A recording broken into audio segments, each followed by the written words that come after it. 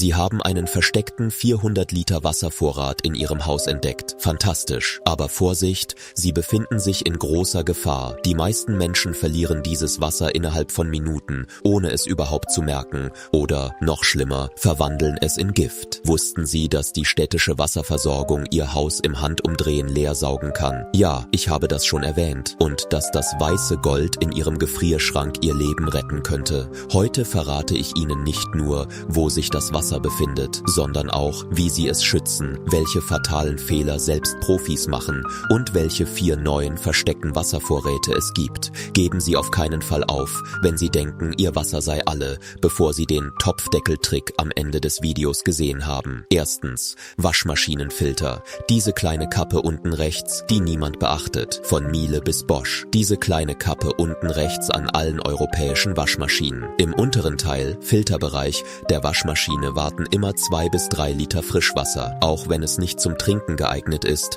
ist es der letzte Rest aus dem Wasserhahn, den man zum Reinigen von Verletzungen oder für die Hygiene verwenden kann. Es ist eine oft vergessene Reserve, die man im Notfall zum Spülen der Toilette nutzen oder filtern und zum Reinigen verwenden kann. 2. Klimaanlagen und Luftentfeuchter, Notfalldestillation. Die meisten Menschen denken, Klimaanlagen kühlen nur die Luft, aber sie sind tatsächlich Wasserproduzenten. Hier ist das Geheimnis. Die Verdampferschlangen im Innengerät einer Klimaanlage kondensieren die Feuchtigkeit aus der Luft. In den Sommermonaten kann eine Klimaanlage zwischen 10 und 30 Liter Wasser pro Tag produzieren. Dieses Wasser ist technisch gesehen reines Wasser, destilliert. Es enthält keine Mineralien, kann aber in Bezug auf Bakterien sauberer sein als Leitungswasser. Mit einem Filter und etwas Mineralzusatz, zams B einer Prise Steinsalz, wird es zu perfektem Trinkwasser. Dritter, das Wunder der Kondensation, Wäschetrockner. Viele moderne Haushalte haben eine wahre Wasserquelle, ohne dass es jemand merkt, Wärmepumpentrockner. Diese Geräte verfügen über einen Wasserbehälter. Die Feuchtigkeit der Wäsche wird hier aufgefangen. Dieses Wasser ist nicht trinkbar, es ist mineralarm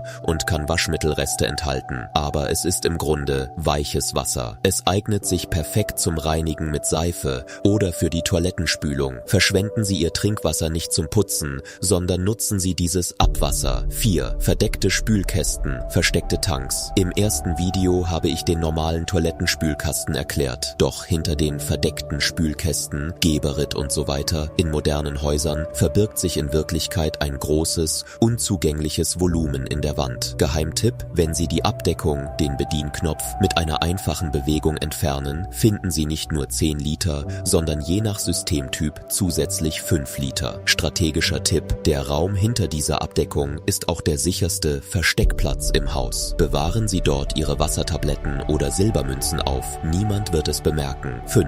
Das weiße Gold im Kühlschrank. Bei Stromausfall schmilzt das Eis im Gefrierfach und die meisten Leute wischen es einfach weg. Ein großer Fehler. Der Frost an den Gefrierfachwänden ist 10-mal sauberer als rostiges Wasser in den Leitungen. Dieses Eis sollte aufgefangen werden, bevor es schmilzt. Es ist die reinste Quelle für Babynahrung oder medizinische Reinigungsmittel. Das Wasser in den Leitungen kann Rost und Schwermetalle enthalten, ist aber auf natürliche Weise destilliert, da sich das Eis durch Verdunstung gebildet hat. 6. Aquarienwasser und grüne Filtration. Wenn Sie ein Aquarium zu Hause haben, beherbergt es nicht nur Fische, sondern ist ein riesiges, biologisch gefiltertes Reservoir. Das Geheimnis: Nützliche Bakterien im Aquarium haben Ammoniak in Nitrat umgewandelt. Dieses Wasser ist nicht direkt trinkbar, aber wenn es durch einen einfachen Sand-Aktivkohlefilter geleitet und abgekocht wird, ist es viel lebendiger und trinkbarer als das rostige Wasser in den Leitungen. Wasserpflanzen im Aquarium, wie Elodea, reichern das Wasser mit Sauerstoff an. Dieses Wasser kann in Notfällen Leben retten. 7. Totes Wasser und die Wahrheit über Biofilmwasser in Leitungen ist ein Schatz. Es mag klar erscheinen, aber dieses Wasser ist tatsächlich lebendig. Bakterienschichten, die wir Biofilm nennen, bilden sich an den Innenwänden der Rohre. Einfaches Abkochen des Wassers reicht nicht aus. Beim Kochen des Wassers konzentrieren sich einige Schwermetalle und Rost. Filtern Sie das Wasser vor dem Trinken unbedingt durch ein Tuch und wenden Sie anschließend die Silbermünzen-Methode an, die ich später im Video erkläre. Bevor wir auf die wichtigen Details eingehen, möchte ich Sie noch einmal an den letzten und wichtigsten Topftrick erinnern. Ich hebe ihn mir für den Schluss auf, weil er so wichtig ist, dass Sie ihn nicht nicht vergessen werden. Es handelt sich nämlich um eine Technik, mit der Sie zu Hause, im Büro und überall sonst reines Wasser mit einem Topf gewinnen können. Nun zu den wichtigsten weiteren Details. Der häufigste Ernährungsfehler bei Wassermangel. Diese Information ist nur selten zu finden und kann lebensrettend sein. Bei niedrigem Wasserspiegel sollten Sie niemals proteinreiche Lebensmittel, Fleisch, Hülsenfrüchte essen. Der Körper benötigt viel Wasser, um Proteine zu verdauen. Mein Rat: Wenn Ihre Wasserreserven niedrig sind, verzichten Sie auf Proteinriegel und steigen Sie auf Kohlenhydrate um. So muss Ihr Körper weniger Wasser über den Urin ausscheiden. 8. Flüssigkeiten aus Konserven, Überlebensnahrung. In Österreich und Deutschland schütten die Menschen beim Verzehr von Konserven, Eintopf, Mais, Erbsen, das Wasser in den Abfluss. Das ist Selbstmord durch Wassermangel. Dabei ist das Geheimnis: Das Wasser in Konserven ist nicht nur Wasser. Es enthält Elektrolyte, Zucker und Salz. Schütten Sie diese Flüssigkeit nicht in den Abfluss, sondern geben Sie sie zu Ihrem Essen oder trinken Sie sie direkt. Das Natrium und Kalium, das der Körper benötigt, um Wasser zu speichern,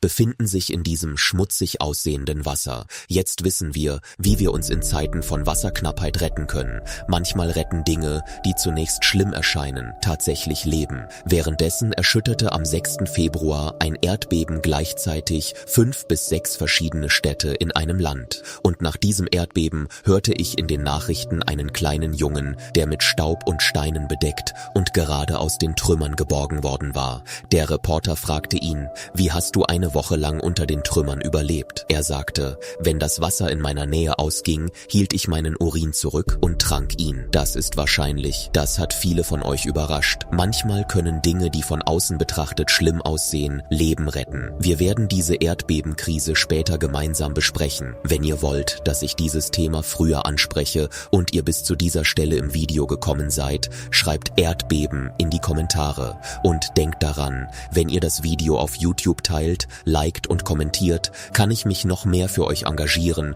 und unsere Community weiter ausbauen. Nun, für meine Freunde aus Österreich und der Schweiz, nicht nur aus Deutschland, ist die Situation etwas anders und vorteilhafter. Das heißt, in Ländern wie der Schweiz und Österreich ist die Zivilschutzkultur in die Gebäudeinfrastruktur integriert. Viele Gebäude verfügen über gefilterte Lüftung, VA-Filter und Feuchtigkeits-Kondenswasserableitungssysteme in ihren Schutzkammern im Keller. Große Betonwasserspeicher sind ebenfalls so ausgelegt, dass sie vor Netzausfällen schützen. In Bergregionen wird das Wassernetz oft durch Schwerkraft aus Hochbehältern gespeist. Selbst bei einem Stromausfall kann der Wasserfluss eine Zeit lang anhalten. Sinkt jedoch der Druck, besteht die Gefahr von Lufteinschlüssen, weshalb das System ausreichend belüftet werden muss. Moderne deutsche Gebäude verfügen über Wärmepumpen und Entfeuchtungssysteme, die Wasser durch Kondensation aus der Luft gewinnen. Dieses Wasser hat einen geringen Mineralgehalt und das Mineralgleichgewicht muss für Trinkwasser erhalten bleiben. Die Dachnormen schreiben den Einsatz eines Rückflussverhinderers vor. In älteren Gebäuden kann es jedoch bei einem Stromausfall und einer Fehlfunktion zu einem Unterdruck kommen. Daher ist es eine grundlegende Sicherheitsmaßnahme, die Position des Haupthahns zu kennen und ihn gegebenenfalls zu schließen. Denken Sie also daran, das Ventil zu schließen, wie ich bereits in meinem vorherigen Video über den versteckten 400 Liter Wasservorrat erwähnt habe. Wer vorsorgt, vergisst nichts. Erwähnen möchte ich auch noch den Trick mit dem Rheinsilber 999 Karat und Kupfer, kurz das System zur Wasseraufbereitung nach antiken Standards. Es ist nämlich mein Lieblingssystem. Kein Filter, keine Möglichkeit zum Abkochen? Dann nutzen Sie den oligodynamischen Effekt aus der Antike. So funktioniert es. Legen Sie ein Stück reines Silberschmuck oder ein sauberes Stück Kupfer in Ihren Wasserbehälter. Die Silberionen hemmen die Vermehrung von Bakterien im Wasser. Das ist kein Wunder, sondern Biochemie. Das Wasser wird dadurch nicht sterilisiert, aber es wird vor dem Verderben bewahrt. Wenn Sie beim Aufbewahren ein Stück Silber ins Wasser geben, bleibt es wochenlang frisch. Verstehen Sie jetzt, warum man früher Silbermünzen in seine Wasserkrüge legte? Das ist die Grundlage moderner Silberionenfilter. Normale Münzen hingegen enthalten Nickel und können giftig sein. Vergessen Sie das nicht. Artikel 9. Ich bevorzuge Holzkohle gegenüber Aktivkohle. Das ist uraltes Wissen. Was tun Sie, wenn Ihr Filter leer ist? Reine Holzkohle. Zerkleinert man sie und gibt sie ins Wasser, verbessert das Geschmack und Geruch und bindet einige Schadstoffe. Aber Achtung, verwenden Sie keine fertigen Holzkohlebriketts. Sie enthalten chemische Bindemittel. Nur natürliche Holzkohle Wasserpole. Das ist der Trick der Natur, der die Wasserqualität selbst in den schwierigsten Zeiten verbessert. 10. Die Verdauungsfalle, warum Sie nicht essen sollten. Diese Information ist lebenswichtig. Ihr Körper kann wochenlang ohne Wasser auskommen, aber nur tagelang ohne. Verwenden Sie Wasser zum Überleben, nicht zum Essen. Wenn Ihre Wasserreserven niedrig sind, hören Sie auf zu essen. Wissenschaftliche Erkenntnisse. Ihr Körper benötigt enorme Mengen Wasser, um Proteine und Salz zu verdauen. Wenn Sie bei Wassermangel Dosenfleisch oder salzige Kekse essen, staut sich das Wasser in Ihrem Verdauungssystem. Die Folge: Ihre Nieren versagen. Die Regel lautet: ohne Wasser keine Nahrung. Die Fettverbrennung im Körper verbraucht kein Wasser, die Eiweißverbrennung hingegen führt zu Dehydrierung. 11. Das Eimersystem, strategisches Wassermanagement. Bewahren Sie Ihr Wasser nicht an einem Ort auf. Organisieren Sie Ihr Zuhause wie ein Schiff. Weißer Eimer, nur Trinkwasser, Eis und gefiltertes Wasser. Blauer Eimer, Körperpflege, Gesicht und Hände waschen. Schwarzer Eimer, Schmutzwasser von Heizkörpern. Verwenden Sie dieses nur für die Toilette. Merke: wenn Sie Ihre Hände mit Ihrem Trinkwasser waschen, verkürzen Sie die Zeit bis zum Verdursten um 2 Tage. 12. Destillation mit umgedrehtem Deckel, auch bekannt als Topfdeckeltrick. Angenommen, Sie haben nur Heizkörper oder Regenwasser und wissen nicht, was darin enthalten ist. Ihre einzige Möglichkeit ist die Destillation mit Sonnenenergie oder Hitze. Geben Sie das verschmutzte Wasser in einen großen Topf. Stellen Sie eine schwere Schüssel in die Mitte. Schließen Sie den Topfdeckel umgedreht. Wenn die Hitze zunimmt, tropft das verdampfende Wasser über die schräge Oberfläche des Deckels in die Schüssel. Das Ergebnis ist 100% reines Trinkwasser. Mit dieser Methode können Sie sogar trübes Wasser glasklar machen. Dies ist ein selbstgebautes Destilliergerät. Dieses Wissen kann Ihnen in Notfällen das Überleben sichern. 13. Glykogen- und Wasserhaushalt. Fortsetzung der Ernährungsstrategie. Der Verzehr von Kohlenhydraten hat einen weiteren, oft übersehenen Vorteil. Jedes Gramm Glykogen, das Ihr Körper speichert, bindet etwa 3 bis 4 Gramm Wasser. Die Kohlenhydratspeicher in Ihrem Körper sind also mikroskopisch kleine, innere Wasserreservoirs. Werden diese Reserven in Zeiten von Wassermangel verbraucht,